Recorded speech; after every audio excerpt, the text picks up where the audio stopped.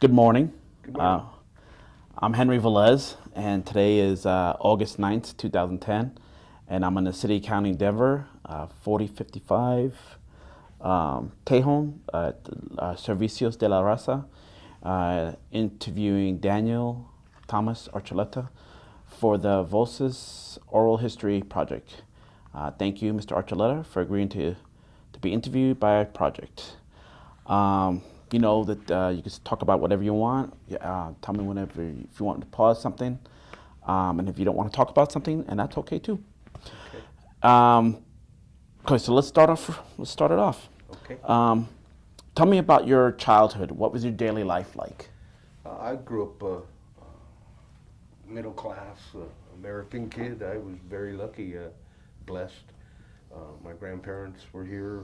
My family was around us. We had the interaction, all the family problems that come with families, and everything that we all did as a family. We interacted pretty well, and all the way to high school. High school was pretty problematic for me, and I was a heavy kid. I was pretty fat, and my parents put me on amphetamines, not knowing the destructive characteristics of those drugs. And so here I am, 14 years old, taking black beauties, one a day, two a day. I started three a day, and was actually overdosing on them and didn't even know it, and was just gun baggy nuts, just frantic kid. Didn't know I was up late at night, didn't know why, all that kind of stuff. Nobody could explain it to me. We didn't know how to ask the doctors questions and stuff. So all they know was they wanted me to lose weight, and it was working. Yeah. So we got through that, and it was a pretty traumatic time in my life. I had trouble in high school, going to a Catholic high school, and dealing with all the rules and all the Catholicism and the religion and everything that went with it. And we got through it okay. And the nuns and the priests, uh, I commend them. I truly do, because they had a problem child on their hands, and they got me through high school, and they graduated me, and they made me see that there was something here, that I had something to give, and I had potential. So they gave me something to believe in Okay. myself, and that I'll always be thankful for. So right out of high school, graduation, that month of June, partying with all my high school friends and all that stuff. I had four buddies that we all decided we were going to join the army. So we went down to the recruiter, and all of us signed up, and basically, to make a good story longer, they all got out for one reason or another. One had a plate in his head, the other one was an only child, and da da da. They all had their reasons that they couldn't go. So I was the only one that was going. My dad was furious. He was livid over this whole thing. He did not want me to have anything to do with Vietnam. He wanted me to go to college and be a doctor and all that kind of stuff. Right. He had plans for me, and so I kind of ruined it all for him when I joined. And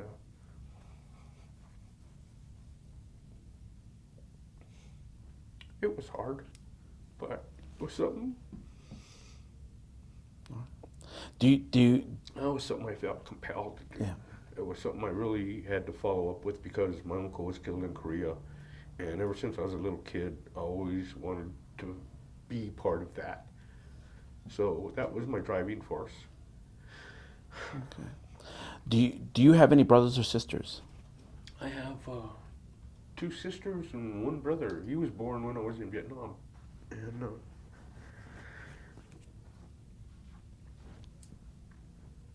hardly knew him. Hardly knew him. Were you? No, we Go ahead. I just, No, go. he was, geez, by the time I met him, he was already with my mom and dad, and pretty much, my Danny's a Vietnam vet.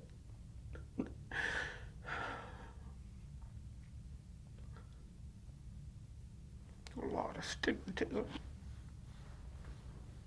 that was negative came with that, and it was hard with the family. Um, what was What Go ahead. name your brothers and sisters? My sister was Lucille. She was the next one after me, and my baby sister Cindy. They were both. Geez, my sister Lucille was pregnant, and just before I left for Vietnam, December 28th, she had her son.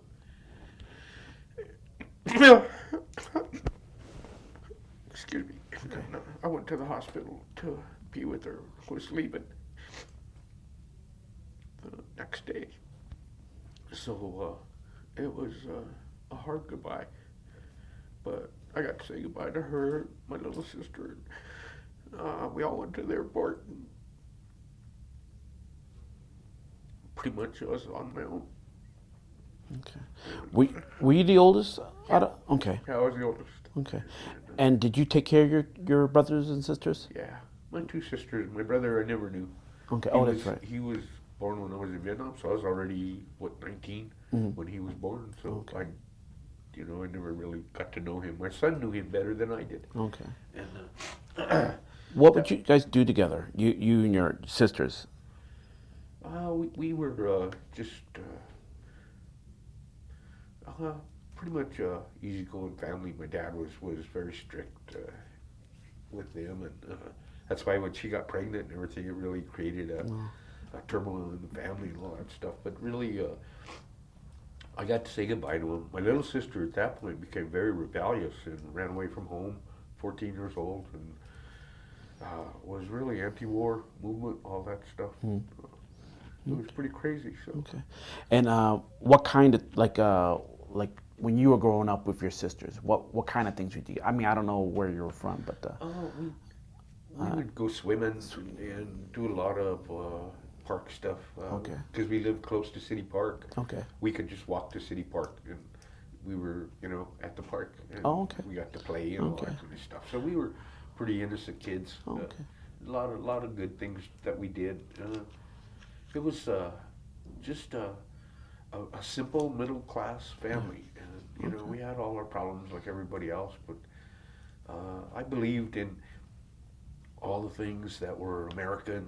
Audie Murphy, John Wayne, all the you got to go out and do it. You got to be part of that. High school was the fulfiller of that dream. They invoked that spirit in me of.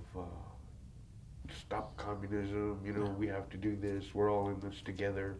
And the high school was really, the Catholic whole system was right there behind all of that. And I believed it.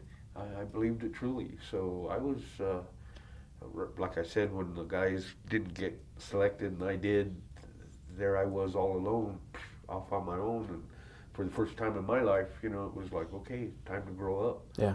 So, they flew me to Fort Campbell, Kentucky. I started my basic training, and being a heavy dude, man, I was weighing about 252, 254, right around in there. And I was pretty physical. I played football and everything in high school, and so I carried my weight all right. Yeah. And they dropped me down to about 215, 210. And I got real physical. I got real mean, and they got us ready. Okay. Took got through basic okay. Had a Puerto Rican drill sergeant that beat my ass almost every day physically. Took me outside and we fought. Oh wow. Yeah, we fought, and he was sincere about the fact that he knew I was going to war, and he wasn't going to let me be a smart ass punk that didn't know what I was doing. If I thought I could kick ass, then I better get out there and kick some ass. Yeah. Do you know the name of this? Was he a drill sergeant or? He was my drill sergeant in my first basic. Okay. And I don't remember his name, but do you remember anything about him? I remember him taking me outside and taking his Smokey the Bear hat off, putting it down on the ground, taking his shirt off, folding it nice and neat, and telling me, "Okay, Danny, let's do it." Yeah. And me being me, it was like, "Let's do it." Yeah. And he beat the shit out of me. Yeah. And did he tell you that he was Puerto Rican, or? Because he used to tell me chuleta. You know what chuleta is? And I used to tell him, no, I don't know what chuleta is. I said, I don't speak Spanish. And he'd tell me, chuleta's a pork chop. You're a pork chop. And you're always going to be a pork chop. That's your name. And so he would just dig, dig, dig, dig. And me and him got that anger between us, and he'd take me outside and he'd beat my ass and Yeah. he'd put me to bed. Yeah. And this went on, shit, 3 times a week at least. I got my ass kicked by this man because I wouldn't shut up, and he was teaching me things that I needed to learn. Okay. And Did you ever come to a point where there was a mutual respect between you two? oh, absolutely.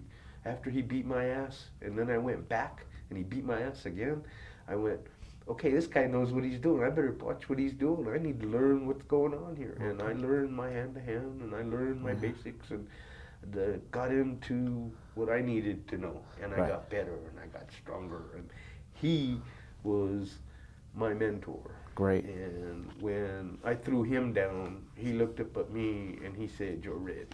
Okay. And that was all he said. And he got up and he walked away. And that Okay. was 10 weeks with this man. Right. You know, slept with them, lived with them, ate with them.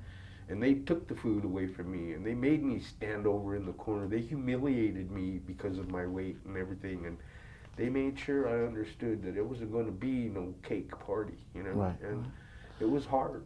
Yeah. Now, That was basic. I was basic back in the day, huh? Uh-huh. Did any of your family members participate in World War II or the Korean War?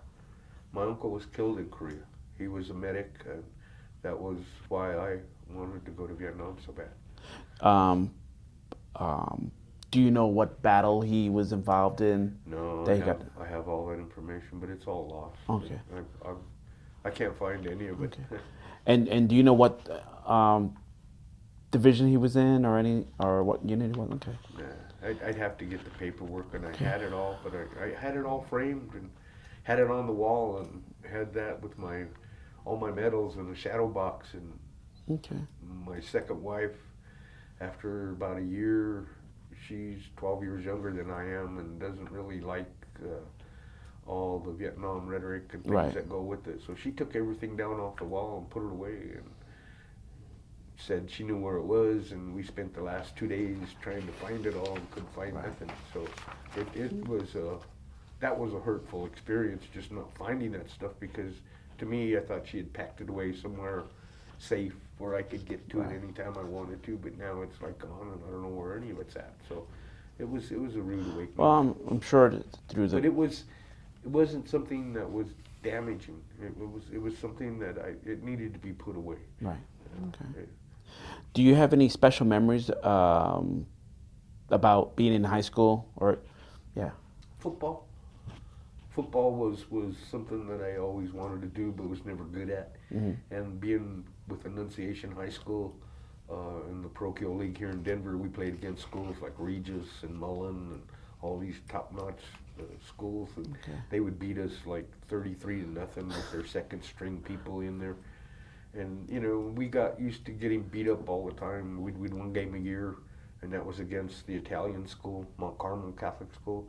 We'd play them, and we'd win our homecoming, and they'd play us, and they'd win their homecoming.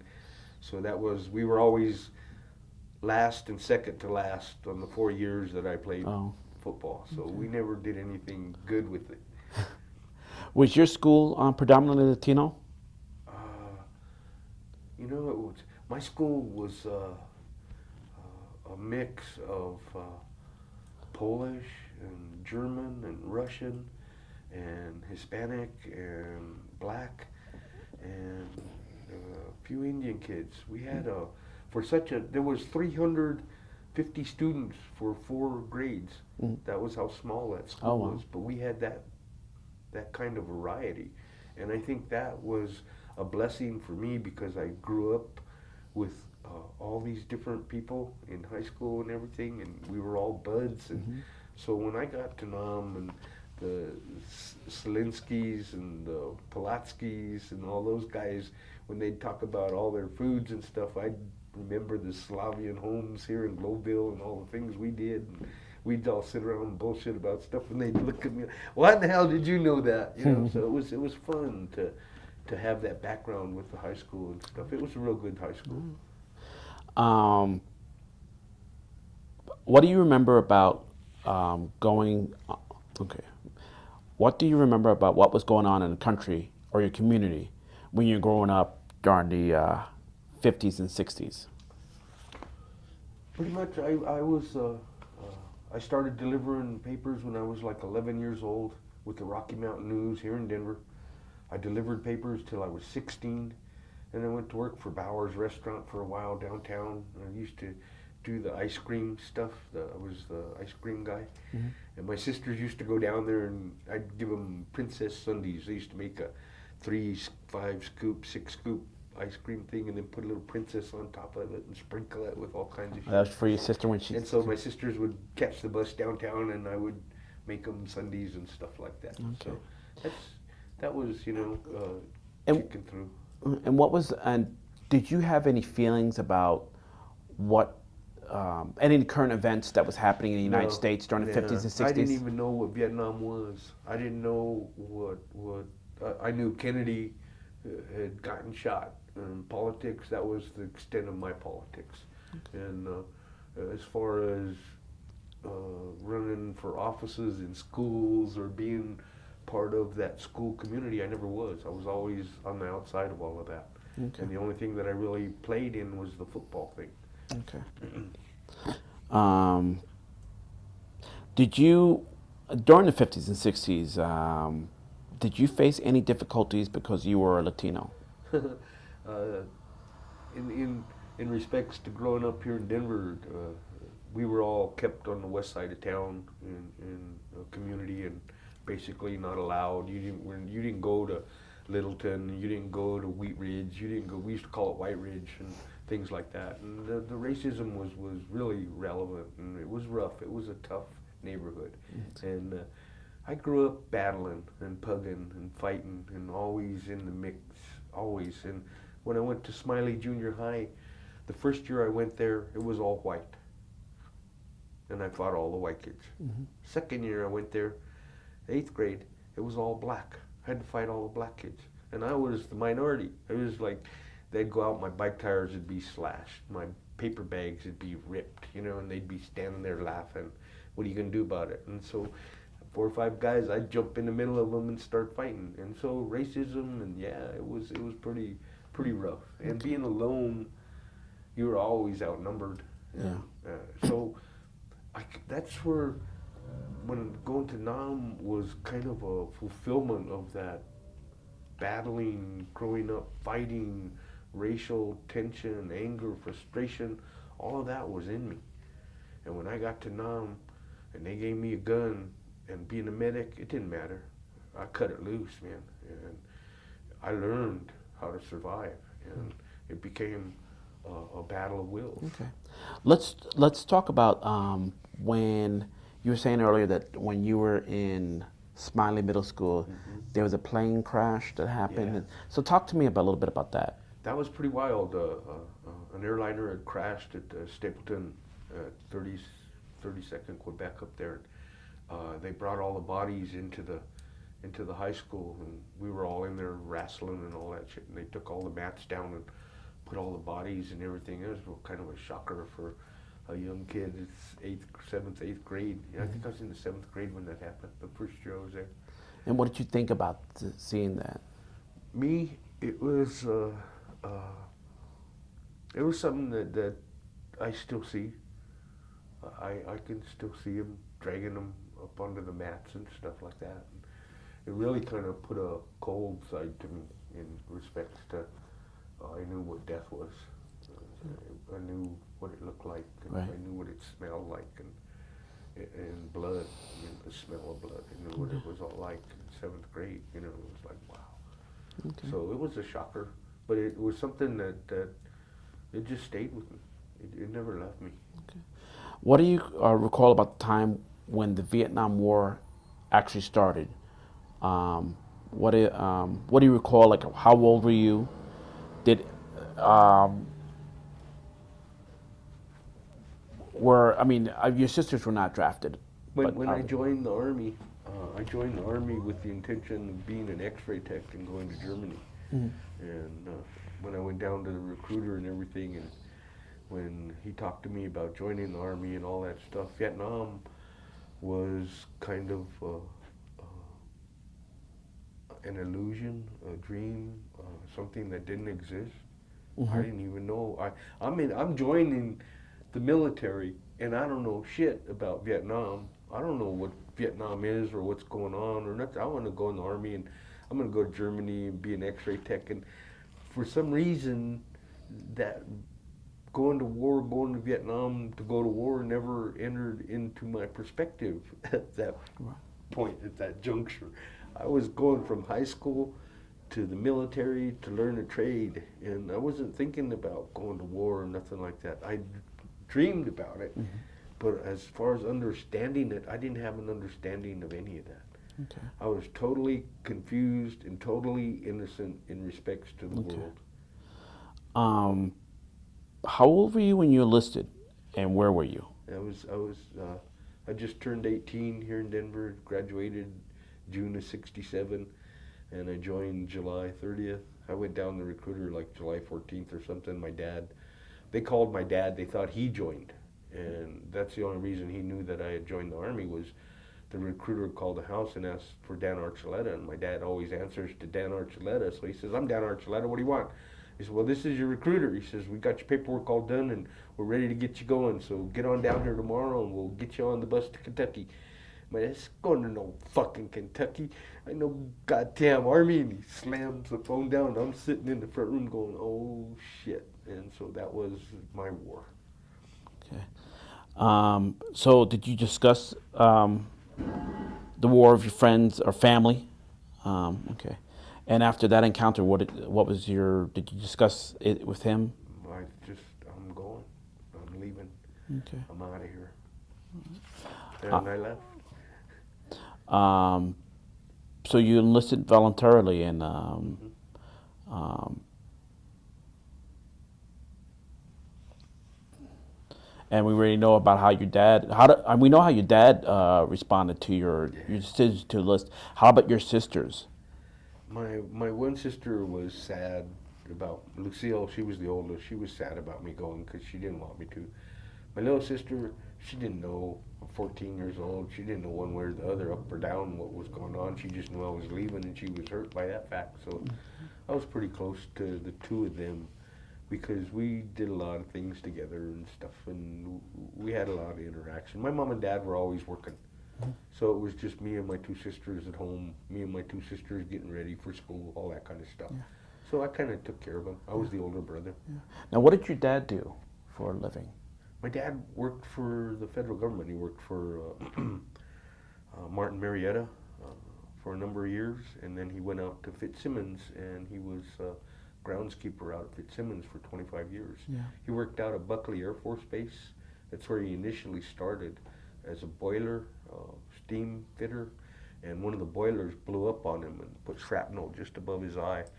I remember them bringing him from Buckley, hurt like that and stuff, and he stayed home. And then I was always like, "Well, what do you do?" You know, I wanted to know what my dad did. So he actually took me to work, and I got to go to Buckley and see and Fitzsimmons and work with all the boilers. And he was a plumber. Yeah. And so, you know, I used to tell everybody in high school, "Yeah, that's what I'm going to be, a plumber." Yeah. Yeah. Now, what was your mom employed? Yeah, Did my your mom was, she worked for Albertsons and Dow Farm Bakeries. She was a manager for Dow Farm Bakeries for years. She did all the baking, Okay. cakes, pies. That's why I was such a big kid. I loved all that Mm. stuff. And she'd bring it home and I'd eat it. So, you know, that's where all that was. But my mom was a baker, always worked. She worked in restaurants when I was young and Okay. that kind of stuff. And she was a seamstress and drapery maker and made drapes, Pally draperies and stuff here in Denver. All here in Denver. Yeah. Were many Latinos drafted, or did they enlist in your community? I ran into both sides in Vietnam and got exposure to we joined for a reason, you know. Mhm. We're And- going to stop communism Yeah. and all that. And then we got the draftees that said, "Where's your head? Up your ass. Yeah, yeah. Don't you know what the hell's going on over here? Open your eyes." And I got my lessons. Yeah. You grew up basically in West Denver. Were there other kids well, I'm sorry, kids, other 18-year-olds, other community members, Latinos that joined, that enlisted? Do you know or recall? I don't know. Okay. I really don't know what the community pool was at that point, but I Okay. know once I got to Nam that the majority of the people in Vietnam that were Latino were drafted. Yeah. And so I was a very rare breed individual because they always identified me. You're the asshole that joined, so you go do it. I got drafted, man. I'm property. You tell me to do it, I'll do it. But you joined, you volunteered, you go volunteer. So I always cut that, man. Big time, all the time. Were you married when you went to Vietnam? Nope. Okay. No girlfriends. No. Just me. And where did you go for training again? Fort Campbell. Kentucky, Okay. with the 101st Airborne Division. I trained with the 101st Airborne and even was thinking about going airborne until they took me up on the rafters and I don't know, that 300-foot drop or whatever it is where they put you in the harness. You jump off the thing. I got to the edge and I looked down and took the harness off, said I can't do it. Okay. Do you recall how many other Latinos that were with you at the training facility? Basic. Do you recall? I mean, I know you talked about the Puerto Rican drill sergeant. Were there other? Oh yeah, I had buds that were in basic with me that went to Fort Sam or whatever that were going to be medics too and things like that. Okay. What?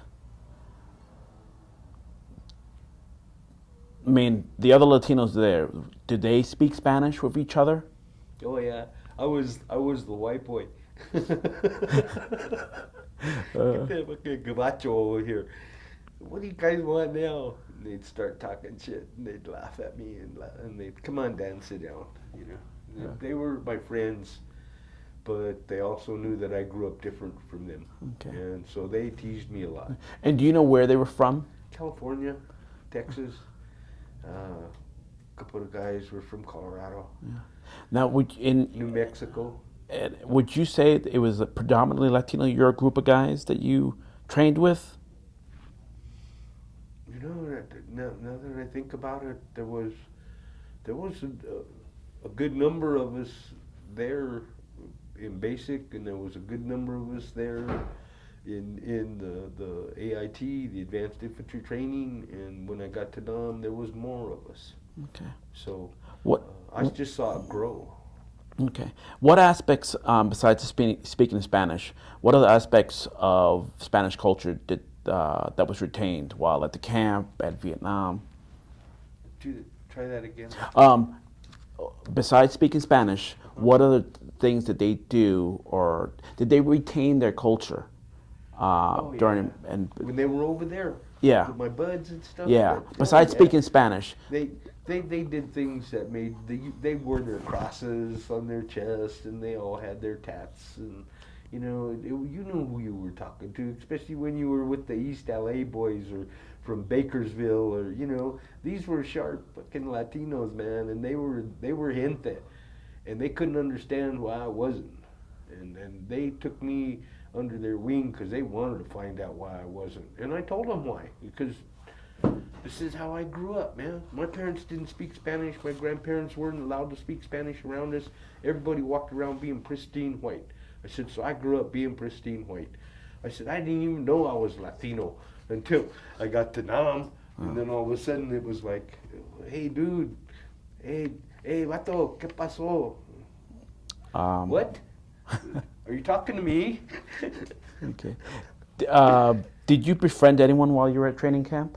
Oh yeah, a lot of guys were I have an empathetic side to me, being a medic, and even before I went into being a medic and stuff, I always, you know, hurt animals and anything that it was like, oh, don't hurt that, you know, don't do that to them, you know, and that kind of thing. So whenever I saw somebody getting put off in the corner or basically abused upon for one reason or another, they had a lot of different kinds of parties in basic that were meant to get you in line and keep you in line. I was already in line. Right. I didn't know what it was to be out of line. I was so goddamn straight.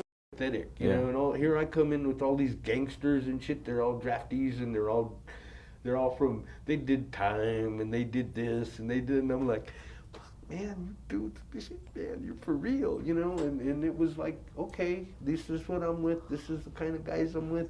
I better start getting my shit together. Right. And I did. Were you briefed about the people and the culture and the terrain of Vietnam, Asia while in training? And then when you went over there, was it what you expected? You would, They didn't train us for Vietnam. They they trained us for dirt road combat. You know, they didn't teach us nothing about swamps and jungles and any of that. Maybe the people down in Louisiana got it, and maybe the people up in California got some of that, but we didn't get none in Kentucky at all. And as far as I was concerned, we were training with the M14 rifles when I went in, and then they transferred over to the M16s, and then I had to requalify and all that shit with all of those weapons and stuff. But that was all here. That was all just, and I think that's, you get into a commitment for your training, and you don't deviate from that commitment to your training, no matter what's going on outside of that training that's real. So they had their training, you know, we learned how to shoot weapons and crawl under barbed wire and all that kind of crap, but it didn't have nothing to do with Vietnam.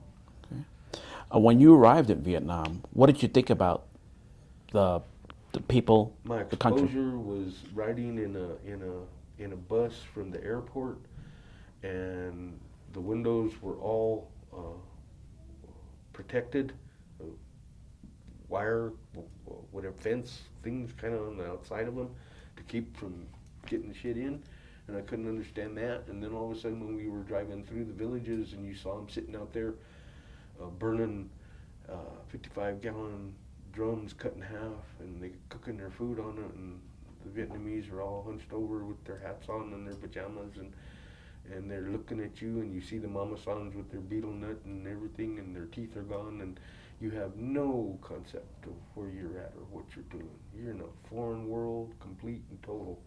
And the only thing you've got is the people that are on that bus with you. Okay. And you don't know none of them. Did you have much contact with the Vietnamese people? I did. As a medic, I had to. I was constantly working with the villages and working with the injured and the sick and taking them medicine and doing things that I wasn't supposed to be doing and shit, you know. And it was, to me, it was more, it turned more of a humanitarian thing to me after a while, because I got sick of the war and the attitude and the people and what was going on. And it wasn't right. It wasn't right at all. And we took it out on the Vietnamese. They were the innocent people. They weren't armed. They didn't have guns. We did. And we were mean. And we were hateful. And we went out of our way to be mean and hateful. Okay. And we injured a lot of people, innocent people. Did you learn to speak any Southeast Asian language while serving in Vietnam? Say hello and "Kom biết cháu," you know, and to get them to say, oh, hey, hello, you know, and sit down. And then at that point start with the broken English and, you okay? you hurt, you know, and I boxy, I help you. And I'd take my medical kit, put it on the ground, open it up, and they'd see the bandages and everything. And it was visual. It was all visual. So you talk to people with what you had to offer them, and that's what I had to offer them. So I did things like take them soap and hygiene stuff and try to teach them how to take care of the leeches and the mosquitoes and the stuff that they had to deal with on a daily basis. Okay.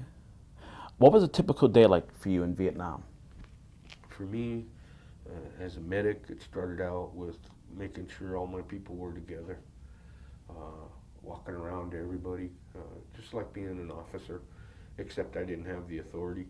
And so I was in more of a control process than I realized, because I didn't know how much they depended upon me as the medic. And being 18 and a half years old, you don't know much about responsibility to people or what to do for people. And the only training I had was the 10 weeks at Fort Sam Houston, what was in my heart.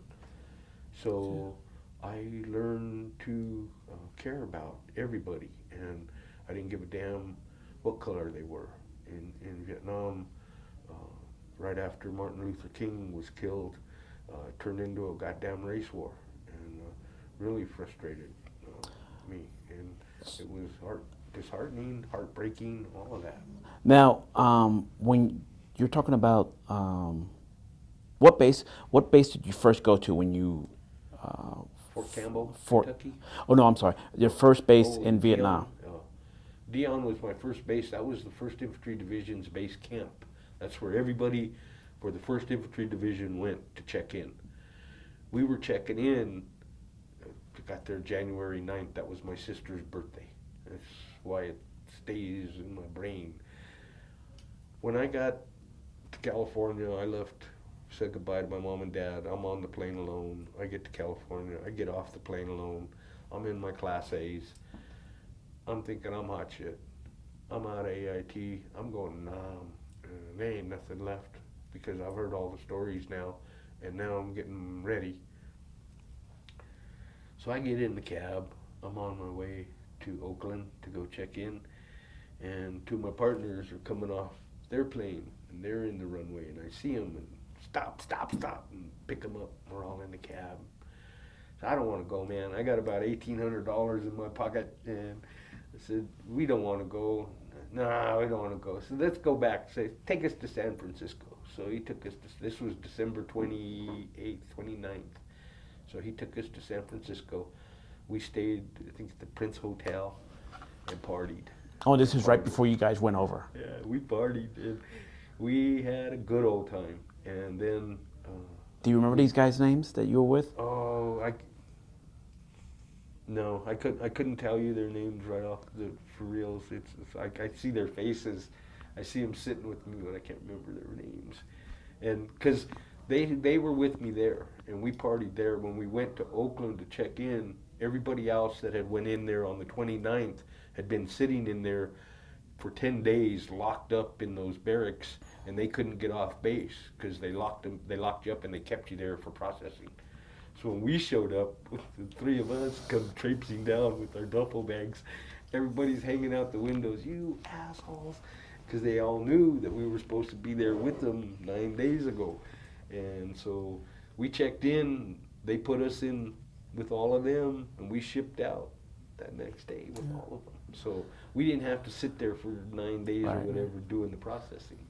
So, and then so you went over to Dion. And then at Dion, what was going on in Dion? Processing, getting us ready. Okay. Giving us our uniforms, handing us all our shit. Okay. Making sure that, we all had new fatigues and all that crap. And, everybody was processed in. You got assigned to your unit. And that's when I was assigned to the D 1st Med Battalion.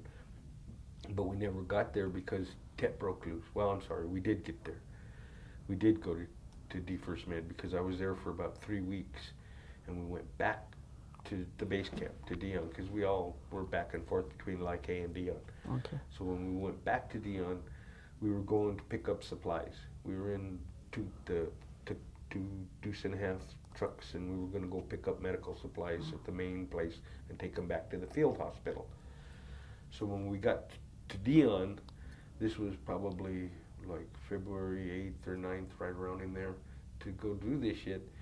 Tet broke loose.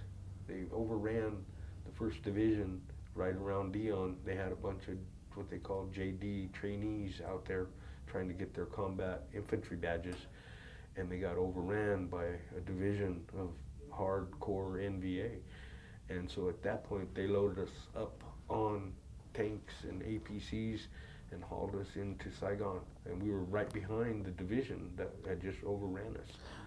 So how long were you in Vietnam before this Tet Offensive happened? What, a week? About 3 weeks. About 3 weeks. About 3 weeks. So that's how I was with the 1st Med Battalion. And while I was with the 1st Med Battalion, that's when they were bringing everybody in on choppers, all blown up, shot up, everything, and we were hauling them off the choppers and taking them into the field hospital to get the basic surgeries and everything done. And that's where I learned my skills. That's where I got my first exposure. My best friend from Louisiana, and God, I can't even remember his name. Logan. His name was Logan. That was his last name, and he was a short little fucker. And he came in, and both his legs were gone. He reached up.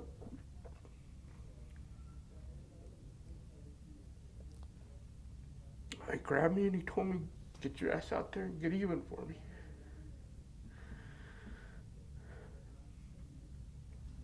So I told him, okay. And I said, "Go do it." And so at that point,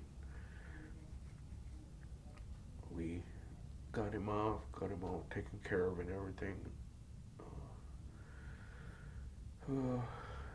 Just that was my rude awakening.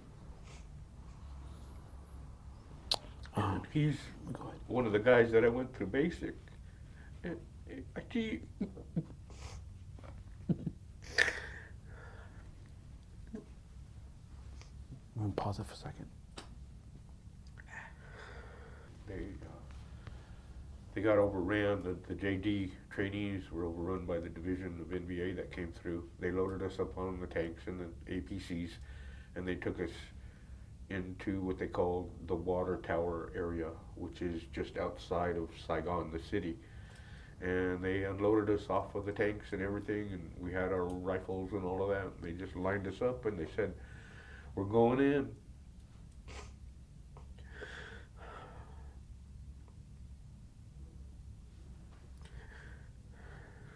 So we caught a lot of fire. We took a lot of injuries. Was there a lot of house-to-house fighting? It was downtown when we got into the city. It was into each house you had to go in, and then up the stairs and down the corridors and in the backs. And then when you got into the backs, they opened up, and it was like a labyrinth of apartments. There'd be hundreds, 50, 60. And that was in Saigon. And they would be all in these like projects. It's the best way I could explain it. And they were just one right on top of the other. So as we came into the city, we were into each one of those cubby holes and trying to get people out and fighting at the same time, shooting people at the same time. People were shooting back.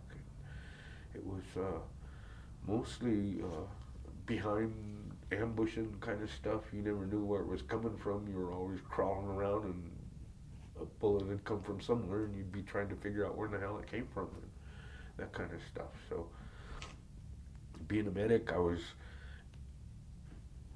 working on people. People were getting hit, dragging people back. I remember, shooting my rifle and being in some heavy situations, heavy fire situations back and forth. And we did that for about 3 solid weeks. And then they shipped us back to D First Med, and the casualties were all coming in and everything. And I went into the first sergeant and I told him, "I want to go to the infantry." And he said, "Chopper leaves in a half an hour. Go get your stuff." Being a medic, they needed platoon medics. I'm gonna pause. Base camp was home. When you went back to base camp, you had a locker with a few personal items in there. You kept all your grenades and your ammo and everything dry in there, but you had a cot with a mattress, and you could lay there and be comfortable, and your partners would be drinking and raising hell, and everybody'd be sitting around bullshitting, taking some time off. But you didn't get back to base camp a lot. We got 1 day a month to stand down. That's when they would fly us all back in and let us sit around and do nothing. And so for the rest of the 29 days, you were out humping in the bush. And for being exposed to something that I never dreamed of, it was quite an awakening. You lived with your poncho and your poncho liner. Those were probably the 2 most important items you had on you, because it kept the rain off you, kept you warm at night when it got cold. You were always wet. You were constantly wet from sweating and being in the rivers. And, you dealt with leeches and snakes and rats and ants and all the kind of vermin that you would think is tolerable, but when you're in a jungle atmosphere, you can take the size of an ant and multiply it, and get them about that big, and then when they bite you, they bite the hell out of you. Yeah. The Was rats are as big as a small dog, and they'll come right up to you. They'll climb right on you. They'll attack you, and they're quite aggressive. Yeah. They're big too, and they're all over the goddamn place Yeah. because the Vietnamese eat them. Yeah. And they use them for a food source. Yeah. Snakes, Yeah. lots of snakes, sleeping out at night in the jungle. When you were out there, did you ever think about back home, and did you miss anything about back home? Dreamed about home. You always dreamed about home. What did you dream about the most, or what did you miss the most? Hamburgers, soda pop, a candy bar. Simple. Yeah. And did you think about your sister and your dad, or Denver? About them every day, but it was a passing thought. It was, yeah, I got family. Yeah, well, once you got hardened, you didn't much care about anything. People, nothing. Mm-hmm. You lost all compassion. So and so, what you missed about was the food, Yeah, the habit. the sitting around with the family, picnics, thinking about all the fun things, baseball, playing games. But it was always a passing bam. It was like it never stayed. It wasn't something you dwelled on. It was you thought about it. Wow, yeah, my sister. Yeah, boom, that was it. It was gone. When I caught malaria, well, our whole platoon went down. We'd come off a mission, and they were giving us the wrong malaria medication. So we're standing out waiting for the ships to come and pick us up, and I can remember my full pack and everything, and I just fell back and was out.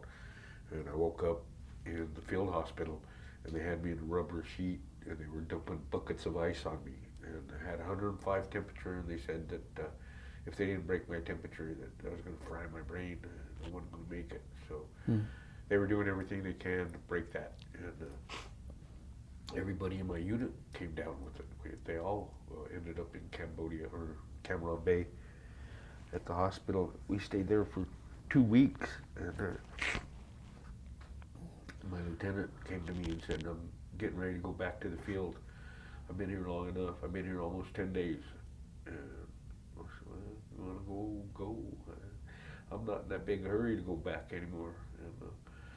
And we need you, Doc. You got to get back out there. There's no, I ain't going nowhere." So at that point, I told him, well, I'm going to stay here a little while longer, eat ice cream, lay out on the beach, and take it easy. But that just made you hunger for home. Yeah. And want home. Were there other Latinos that were in your unit or your platoon? Yeah. Okay. And what was your relationship with them? They were my buds. Okay. David Quintana was from New Mexico. He was a doctor's son. What do you remember about him? Oh, he's a good guy. He was a really good guy. He was a good friend of mine and took care of me. He was my gunner, and he was always caring about me. He was from Albuquerque, New Mexico, and his dad owned $1 million ranch out there, and he took it over. And when he was in Nam, he'd gotten hit, so they brought him back, and I never saw him again. My other friend was Steve Cardenas. He was from Rocky Ford. Never saw them again, But they were my friends. They were the closest people I had to me there that were hit. And I had a real dear friend. His name was Hugh O'Brien Jr., and he was killed there. He came out to say goodbye to us, and he had already checked out, processed out, and the first sergeant made him stay. And we got mortared, and they dropped like 65 mortars in on us in our what they call a night defensive position, and he took a direct hit at the bunker. blow him in half. I'm gonna take a pause at this time, so that way we don't run out of tape.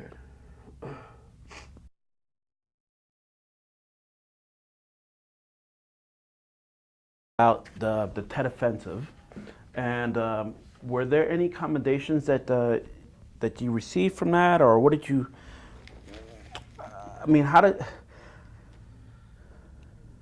I would imagine that you established a relationship with the officers and your other buddies. 3 weeks into Vietnam, you're thrown into this.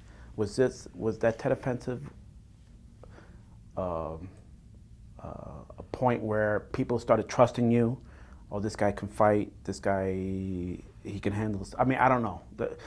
You go over there, a naive, innocent human being. You have no concept of what's expected of you or what is going on in and around you at that time. And what you get is you get basically just thrown into it, and you have to rely on your wits and your individuality. Okay. And all the training in the world doesn't help. Okay. And the one thing that I had in me that and I'll always believe this is hate. I had a lot of anger, a lot of hate, and when I got to Vietnam, and I tell you, once I got into actual combat, actual physical, there was an incident prior to that with a gentleman by the name of Archuleta was his last name. And we were at the D1st Med, and everybody was sitting around. It was late at night, and they were all playing cards and drinking and partying and having a good time. And I'd just gotten off shift and walked in. And I walked up behind the guy, and these are hardcore medics. They'd been out in the bush. They'd been taking care of their buddies that had been shot up. These were dudes that were angry and had a lot of anger in them. And I'm this new meat. They ain't got an idea in the world of what they've gone through or what they're going through. And I'm standing behind the guy, and I went, "Oh wow, 2 kings." And the next thing I know, I had a knife up my throat, and he had me up against the wall. And he looked at me and he said, "I could end your life right here and right now." I said, "But I really don't feel like ending your fucking worthless life right now." He said, "Because I want you to go through all the shit I've been through." I noticed that in your DD 214 that you have a Bronze Star medal. Yeah. Can you tell me about that? How did you earn that? The Bronze Star was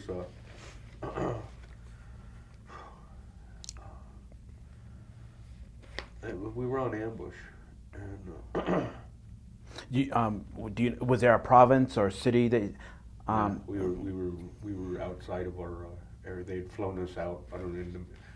When you get on your choppers at night in the landing field, you're at Dion, you're at the base camp, and you can see all the tents and lights and hospitals and offices and everything everybody's working and busy. But once you fly out of that area, you're in pitch black dark, and you're flying what they call treetop, and you're not high up. You're flying as low as you can to keep your profile out from getting hit with rockets and all that kind of shit. So we would fly out on those choppers, and we wouldn't know how the lieutenants, the officers all knew where we were going. They had their maps, and they knew what the hell we were going to be and how far we were from the cities and all that kind of stuff. But all we knew was we loaded up on the choppers, and they were taking us here or taking us there. The night of the ambush, we'd been setting up every night in different pagodas, temples and things, and outside those little areas where trails would come through. And we had set up on a road just offside one of the villages. We were probably 10-15 clicks from the village, and we were waiting for the VC, the Viet Cong, to come through, because there'd been a platoon of them that had been working villages and harassing people and all that kind of shit. And so we were laid out there all night, and it was close to about 3, 4 in the morning. Everybody's getting sleepy. People are drowsing off.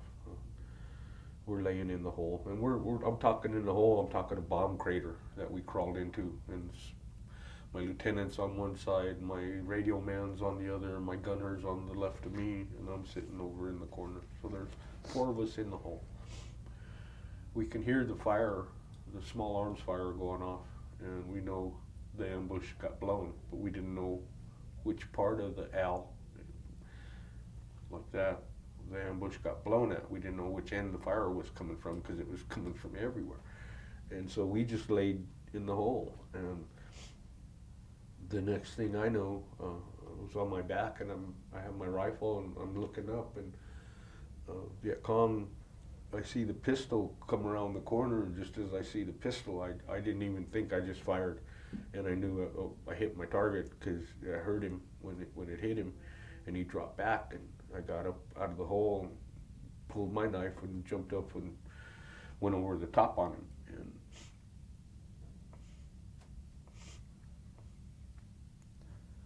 were you guys overrun? sorry? Were you guys in that hole? Were you guys overrun? I was out of the hole. He fell backwards out of the hole, and I went over the top after him because I didn't know if he was dead or if I killed him or not. And so when I went over with my knife, that's when I stuck him again and made sure he was dead. So at that point, we got back in the hole, and small arms fire was going off all around us, and we just kept fighting, and we fought until daybreak. And we got out, checked all the bodies. I realized that he was a lieutenant because he had a pistol, and I took the pistol, put it in my belt. And my lieutenant told me, "You have to turn that in." And I said, "He's my kill, I ain't turning nothing in." And so full bird colonel flew out and surveyed the dead and all that stuff. And they'd heard that the lieutenant had been killed, and they wanted to know who shot him. So they told him it was me, and he saw me with the pistol, and he said, "Well, you need to turn that in because you need to register it and all that stuff." And I turned nothing in. It turned into a real standoff at that point. Mm-hmm. They didn't take my pistol. And because of that battle and the lieutenant and his army, Yes. the Vietnamese army, was it the So North? platoon? It was a VC platoon. A VC platoon. That is when you received your bronze. That's when I received the Bronze Star for a hand-to-hand kill. Okay. An individual kill. All right. And was there any other context you had? Well, when did that happen? That was almost 11 months into my tour. It happened in middle of November '68. Okay.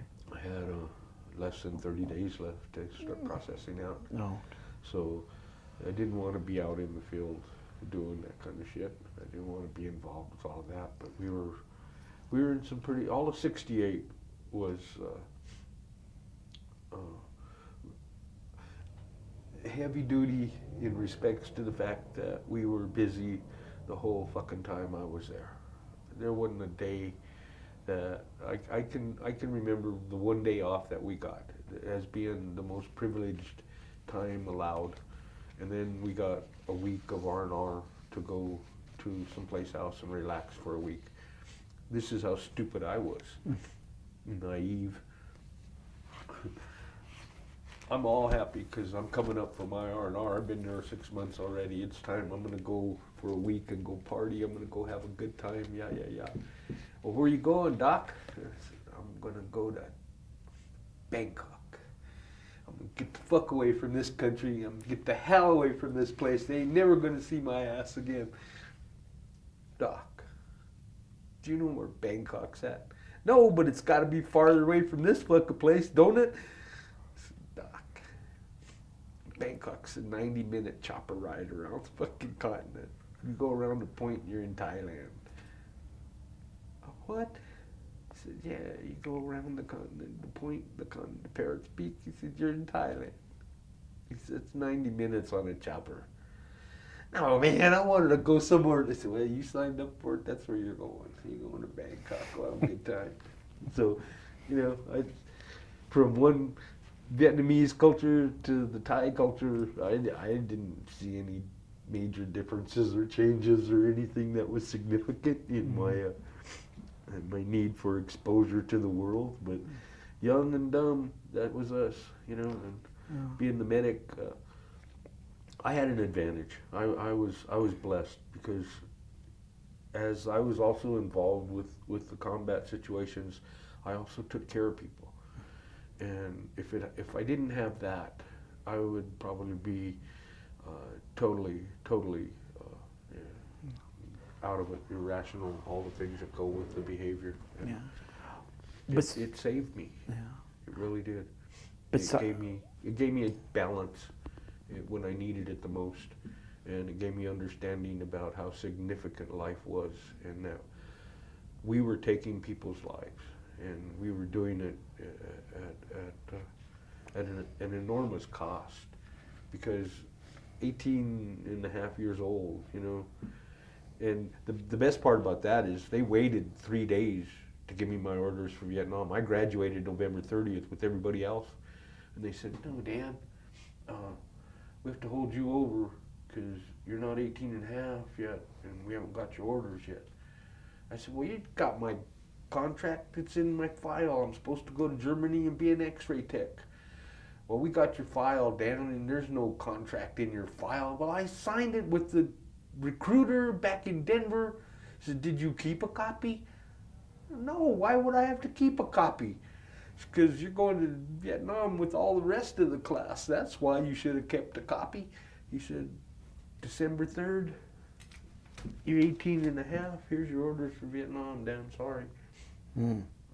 I said, I'm supposed to go to Germany and be an x-ray tech. Yeah. Now, what did you think about that? That you were like, hey, I'm supposed to be an x-ray tech. I don't want to go to Vietnam. That was my first experience with politics. Yeah. How did you get along with the command staff? I didn't. You didn't. Authority figures were a pain in my ass. Okay. And basically being a medic and being out in the bush, I was in charge. Okay. My lieutenant, we were on a mission, and we had a 90-day wonder come in that they shipped us out. And we got lieutenants in every 2 or 3 months. We get one hit, they bring us a new one from, you know, back home, fresh. Didn't know shit about being out in the bush, didn't know shit about what was going on, but he was going to tell us what to do.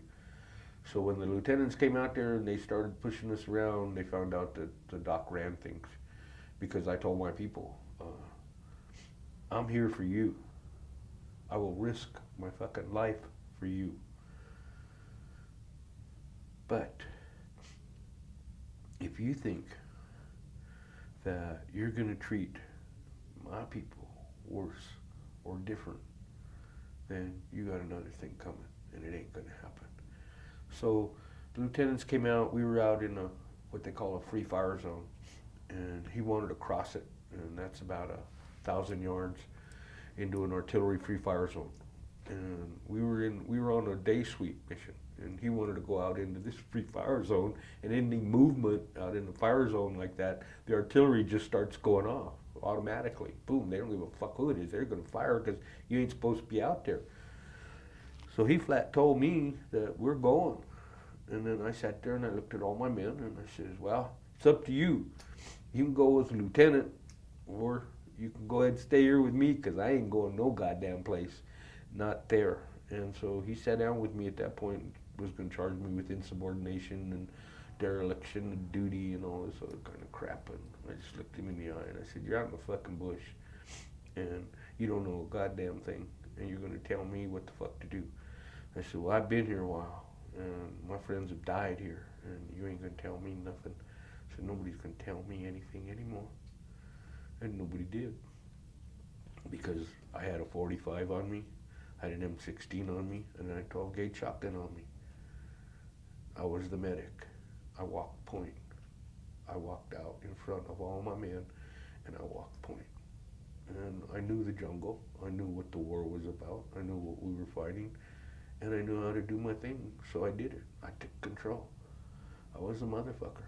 I was a mean son of a bitch, and I hurt innocent people too. The villagers got in our way, we hurt them. People crossed us, we hurt them. And it wasn't nice. It wasn't being nice. I mean, I can remember riding down a convoy and going to deliver shit and throwing full cans of World War II rations at little kids running down the trail wanting food. Yeah, I hear something for you. Hitting them in the heads with cans, hurting them, you know, little kids and shit, just because we were mad and mean and we didn't give a shit about nothing or nobody but us. And I thought I was different, you know. I thought I was separate from all of that, or I thought I was special because I was the medic. And I really found out that I was just as evil and just as mean as the rest of them. And when it came right down to killing and shooting and maiming, we're the best. Yeah. Because we didn't have any feelings about it. Well, how do you feel about the anti-war demonstrations that was going on during your conflict? How did you feel about the anti-war demonstrations back in? I didn't want anybody else ever to go to Vietnam or go through Vietnam ever again. Once we found out what we were there for, Yeah. nothing.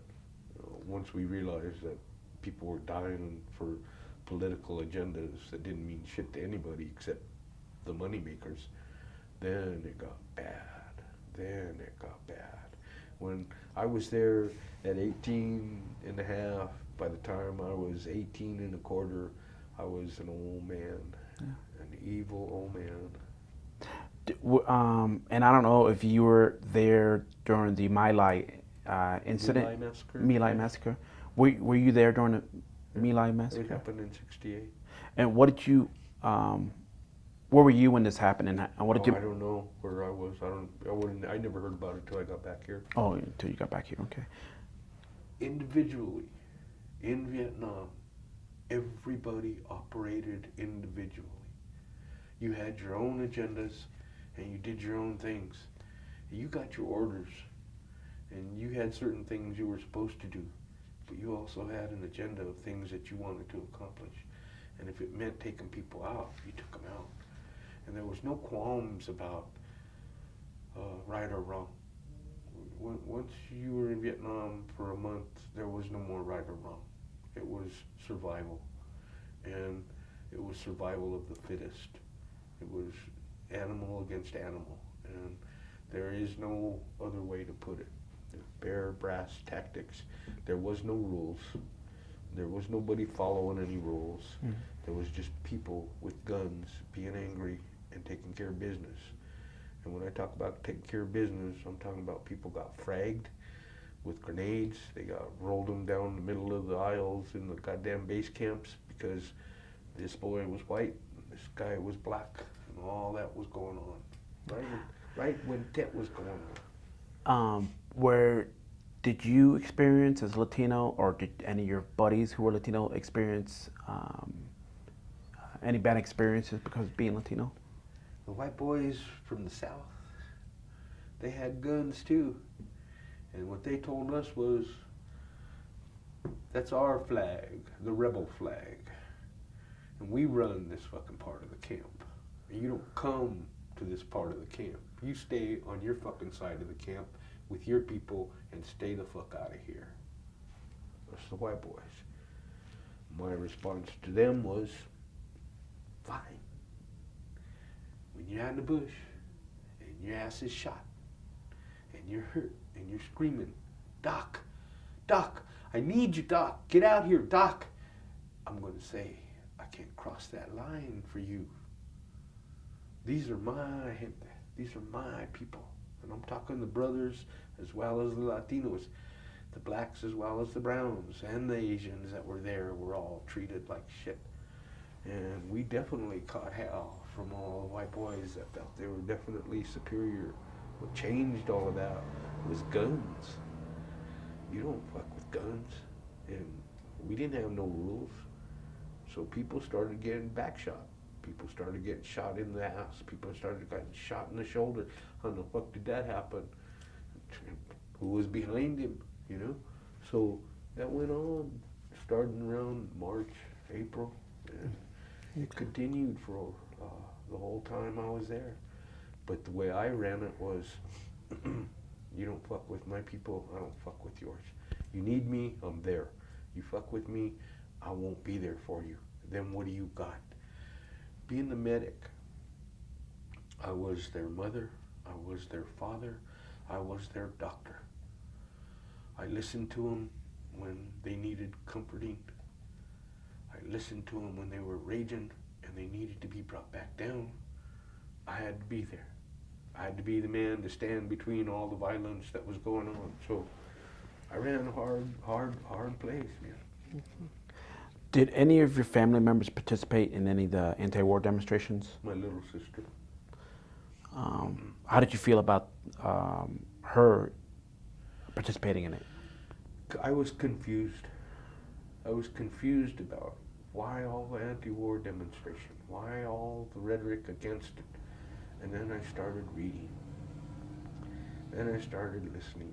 Then I started seeing. And all you could do was, the truth is the truth. So the anti-war movement became part of mine. So you were involved in some anti-war demonstrations? After I came back, I became definitely anti-military. Yeah. And was that here in Denver? Yeah, I was down in Texas. Down in Texas. So, and that was in 1960? 69, 70. Okay. What role do you think the media played in fueling the anti-war demonstrations? Well, back then we had the Brown Berets just starting up in Denver, and the whole Chicano movement being part of the residual effects of Vietnam from all the Latinos that were coming back from Vietnam that were against it. Do you believe the media had an advantage? Do you think that the media had an advantage to prolonging the war or a hindrance to stopping it? The media fueled it. Their depiction of all the atrocities that took place, the attacking of the military people that were involved with all those different atrocities, they were given to the media as scapegoats, and they were torn apart. They loved it. They relished the fact that they got to destroy those people, you know. And the sad part is that feeling that we had back then of that constant attack by the system for everything that we were doing. We did what was asked of us. Mm-hmm. Why are you blaming us for everything that's wrong? Yeah. But we became the scapegoat for all of that, and they took it out on us individually as people, as a person. So when you came back from the war, how were you treated by family and the community? My family was, they didn't understand me. They didn't understand why I felt the way I did. They couldn't accept the fact that here I was, a soldier, medal, all the shit that went on now. I'm anti-war.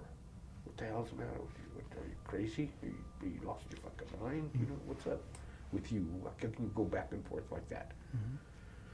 So I had all that confusion to deal with. And did you suffer any disabilities, or were you wounded in the war? Did I what? Did you suffer any disabilities, or were you wounded in the war? I'm deaf, pretty much deaf, but they say it's because of rock and roll music and motorcycles. I tell them it's from 125 rockets landing next to me and blowing up and putting shrapnel through my fucking tents, and mortars going off next to my ears, and 155 howitzers landing over in the fields next to me, you know, gunfire everywhere. I stood so close to napalm going off that the hair on my arm was singed from the heat. The shrapnel that stuck next to me in the tree that was white, burning white, and lit the tree on fire was that far from my fucking face. So, you know, it was a constant fear of every day something was going on, and nothing was ever going to be the same again. And nothing I believed in was ever going to be the same again. I lost my faith in God, my faith in country, and my faith in human beings.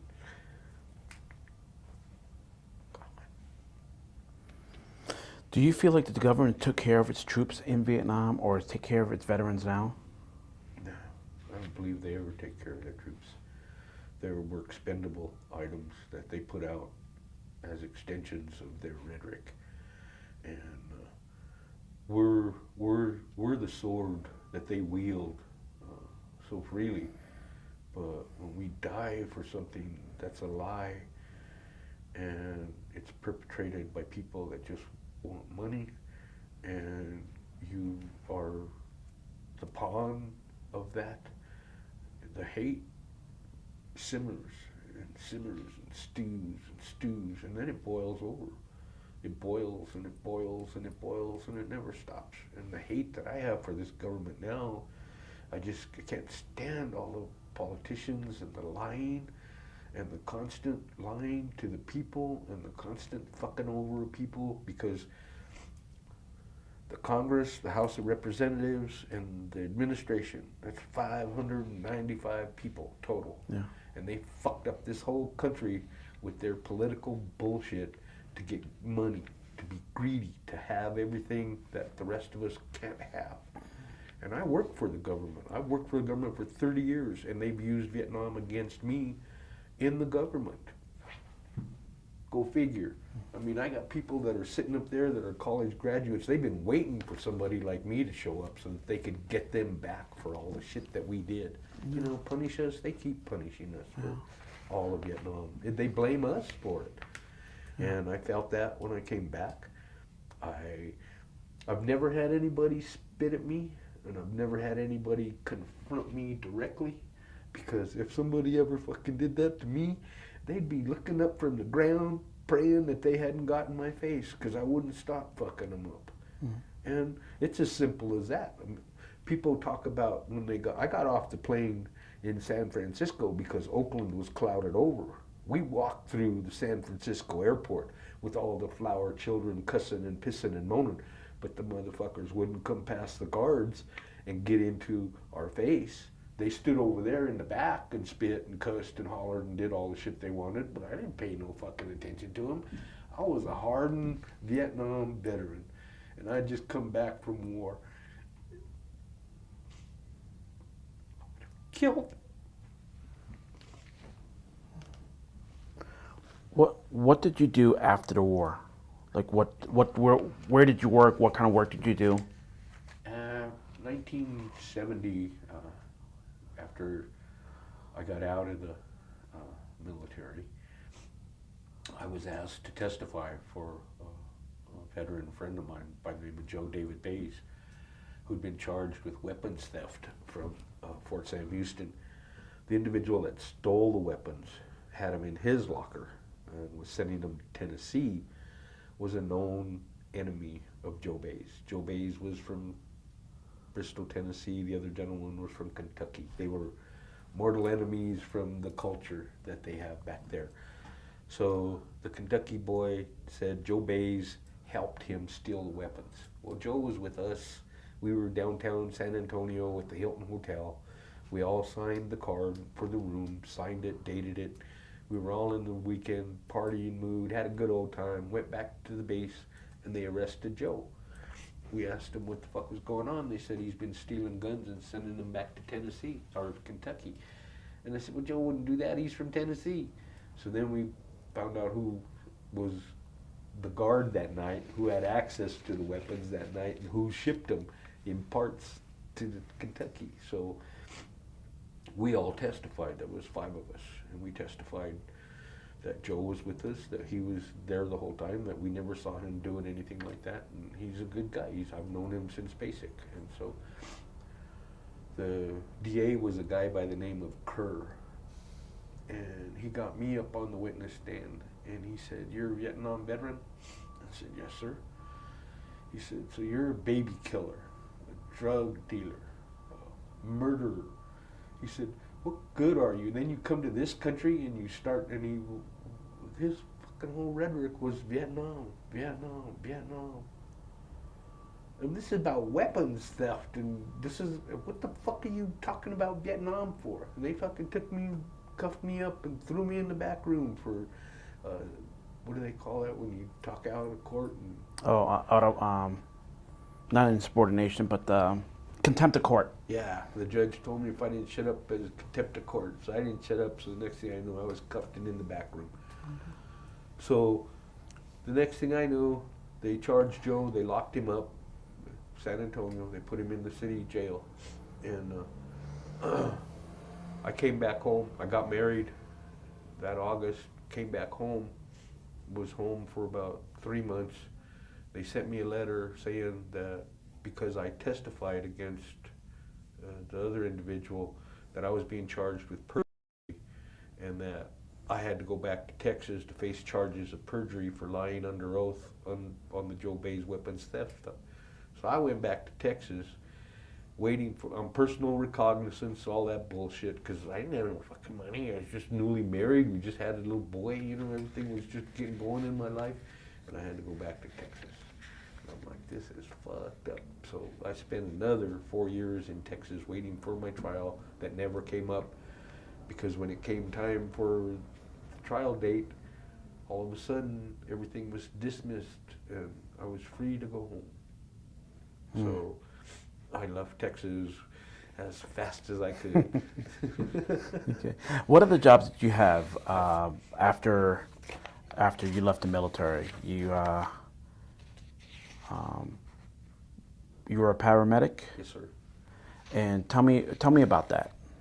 When we came back from, my wife and I came back from Texas, and I'd been kicking around in Denver. I tried to get rehired back at the packing house for my old job, pushing hides. And they called me into the interview, and the guy said, well, Dan, we'd like to hire you back. He said, but you've been to Vietnam, and we know Vietnam veterans and everything do drugs and all that stuff, and we just can't have that here. So your old job's already filled, and there's no way we can get that back for you and anything right now. And Thank you very much. This was at a packing house, and they wouldn't hire me back because of Vietnam. So at that point, oh well, fuck it. I can't even get a packing house job anymore, you know. So I kicked around. I was doing just odds and ends and whatever, day labor. I remember cleaning up lots, lift bricks and rocks and weeds, and spend the whole fucking day cleaning up a lot. That was a day labor job that I'd get or whatever.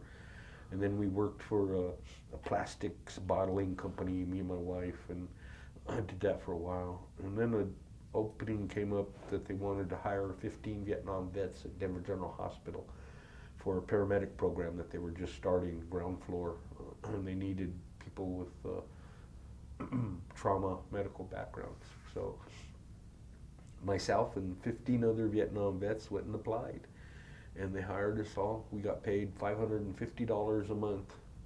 Had to pay for our own uniforms, all our shit, and whatever we used out in the field, we had to go get it. So they didn't take care of any of that. They had their ambulances, and you throw them in there and take them to the hospital. That's all you need to do.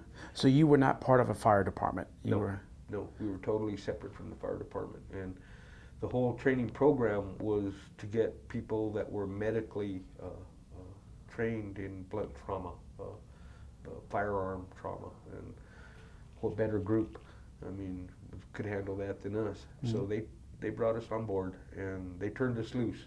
They asked us to show what we could do.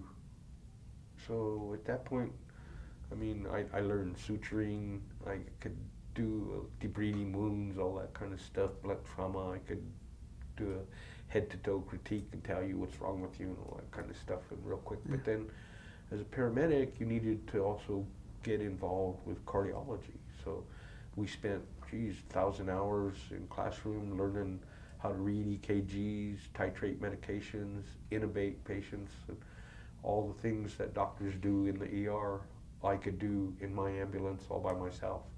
If you dropped right now, I could start CPR on you, keep you going until the ambulance got here. They'd come in here, shock you, give you the medicines you need, and get you back to life. All because of the work that I do. I was an American Red Cross instructor for CPR and first aid for almost 28 years. Were there a lot of Latinos involved in this paramedic program? Yes. Okay. There was about 4 other Latinos that came on board and that worked through the program with me. Then we all started together. So was this Pete Chavez was one guy. I can't think of the other ones. They'll come to me. Tony Candelaria was one, and there was a couple other guys that were with me on that. So were you guys the first Hispanics involved in The very first, absolutely. I was the first certified Hispanic paramedic in the state of Colorado because I was the one that had all the background. Pete had already been working as an ambulance driver he wasn't a Vietnam vet, so he came onto the program on his own from the ambulance department. So you had to be an emergency medical technician first. That was, you went through a 90-hour class or whatever, and you had to get practical experience and all that and learn basic first aid. So that's your EMT. Then you advance into what they call the advanced EMT or paramedic. Once you get into that field, then you also learn all about cardiology and blood trauma and all the different things that you need to do to shut people down and get them safe, get their body pressure safe, all that kind of stuff. So I spent, 74 to 1980 in that program, and we were rated #1 in the nation against Dade County, Florida, Boston, LA, all the different emergency systems that were available. We were put up against them. We were rated #1 in the nation. And we were given awards by McNichols, the mayor, and there was 55 paramedics all together working 3,000 calls a month. So wow. We did a lot of work in this city. It's a 24-hour city. There's always somebody getting shot, hurt, falling out of windows, drowning in bathtubs, falling against a toilet. Always somebody's injured somewhere within the city at any given point in time. Do you feel that the TV, movies, and books give an accurate representation of Latinos in Vietnam? No. Why? Because they don't give us the credit that we deserve for the work that we did. And humbly, I don't know of any Latino that I know of, a friend of mine, that would come forward and say, I did this and I did that and I'm this person, I'm that. We're not that way. And subtly, I think we accept our place in life and calmly go about doing our business. And we don't need all the accolades and all the awards and all the ceremonies and pomps and circumstance that go with all of that. We quietly go about our business and get it done. We've always been that way, and I believe I will always be that way. No matter what they put up against me, I've overcome it, I have gotten past it, and I've done it with them standing there in awe. After everything we've done to him, he still got this done. You know, after everything they did to hold me back, I still got it done. So it's a question of individuality. And what advice do you give to future Latinos listening to this interview? You can't let people dictate what you do.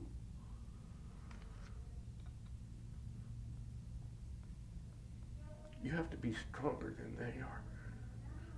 And no matter how much it hurts you in the long run, monetarily, it's doing what's right that counts in life, to me.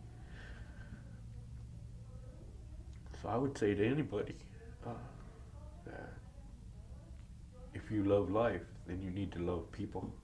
And when they take that away from you, you have to get it back, or you end up with nothing. Is there anything else you'd like to add? Any other questions I may have asked, or you want to let me know about something? No, you know, it's all over the place. That whole year was all over the place, and that 1 year, I put it in perspective like this. My best friend, Frank Gomez, his brother, Atencio Gomez, they were twins. They were in high school with me. Both of them were 2 years behind me. When I was in San Antonio, I was back from Nam, and he was going to Vietnam. His brother had already been burned severely with napalm, all that, came back. He's on full disability, Vietnam vet, da da da da da. Well, Frank was an anti-war vet, a true communist, that believed in the communist way.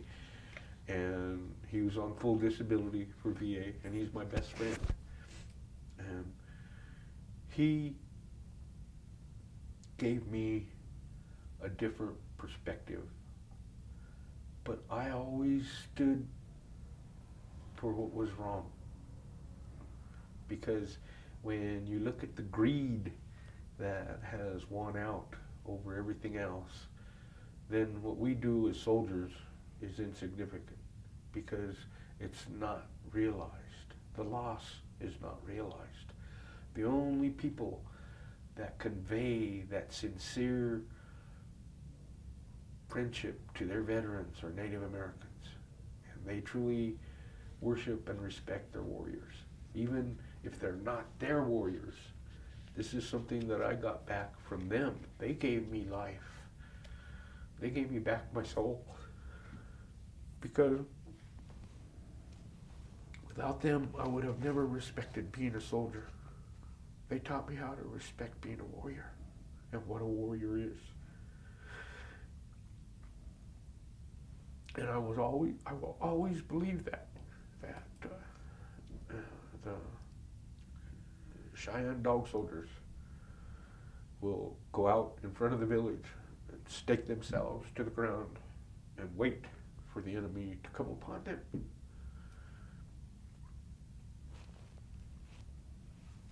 I move here. This is who I am. This is what I've done. I did what was asked of me, and I don't want to be punished for it. But they do punish us, and we have to get through that. And a lot of my friends haven't. And back to Frank. He professed the communist way of life after coming back from Vietnam and wanting to be part of that life, that NVA, the North Vietnamese. And he was my best friend. And for years we fought over this. Me standing my ground as a soldier. Him standing his ground as an entity that didn't know what he was fighting for. I thought I knew what I was fighting for. He showed me I didn't. He gave me balance. All right. And I'll always respect him. All right. Well, I'm just going to end this.